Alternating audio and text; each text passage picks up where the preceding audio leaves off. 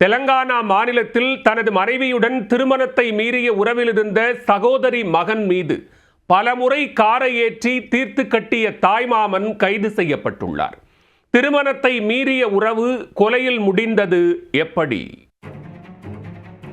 தெலுங்கு மாகாணம் சித்திப்பேட்டை மாவட்டத்தைச் சேர்ந்தவர் ஷாகித். இவருடைய சகோதரி மகன் முகமது காதிர். பணி விஷயமாக அடிக்கடி ஷாகித் வெளியூர் செல்வது வழக்கம்.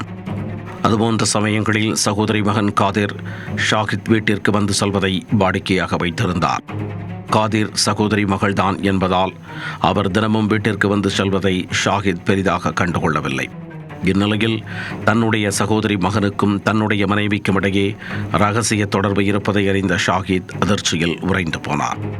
2 பேரையும் கடுமையாக கண்டித்த அவர் சகோதரி மகன் காதிருக்கு எச்சரிக்கை விடுத்துள்ளார். இருப்பினும் அதனையெல்லாம் காதில் போட்டுக்கொள்ளாத காதிர் கடந்த 6 மாதங்களாக தனது தகாத உறவை தொடர்ந்து வந்துள்ளார். தொடர்ந்து கண்டித்து வந்தபோதும் அவர்களிடையே இருந்த நெருக்கம் அதிகரித்ததே தவிர குறையவில்லை. இந்த சூழலில் ஷாகித் மனைவியை முகமது காதிர் அடிக்கடி வெளியில் அழைத்துச் செல்ல தொடங்கியிருக்கிறார். இதனால் ஷாகித்தின் ஆத்திரம் மேலும் அதிகரித்திருக்கிறது. இதுகுறித்து தன்னுடைய தம்பி ஷபீரிடம் கூறி ஷாகித் அழுதிருக்கிறார். ஒரு கட்டத்தில் இருவரும் சேர்ந்து சகோதரி மகன் என்றும் பாராமல் காதிரை தீர்த்து கட்டிவிடுவது என்ற முடிவுக்கு வந்துள்ளனர். இந்நிலையில் கடந்த 22ஆம் தேதி இருசக்கர வாகனத்தில் சென்று கொண்டிருந்த முகமது காதிர் மீது காரை விட்டு மோதியுள்ளனர்.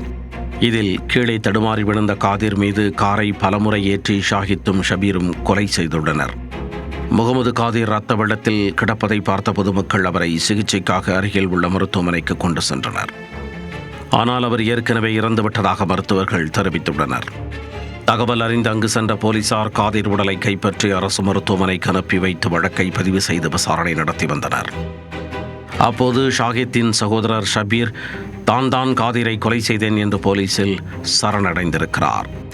சந்தேகமடைந்த போலீசார் அவரிடம் கிடுக்குப்பிடி விசாரணை நடத்திய போது உண்மைகள் அனைத்தும் வெளிவந்துள்ளது.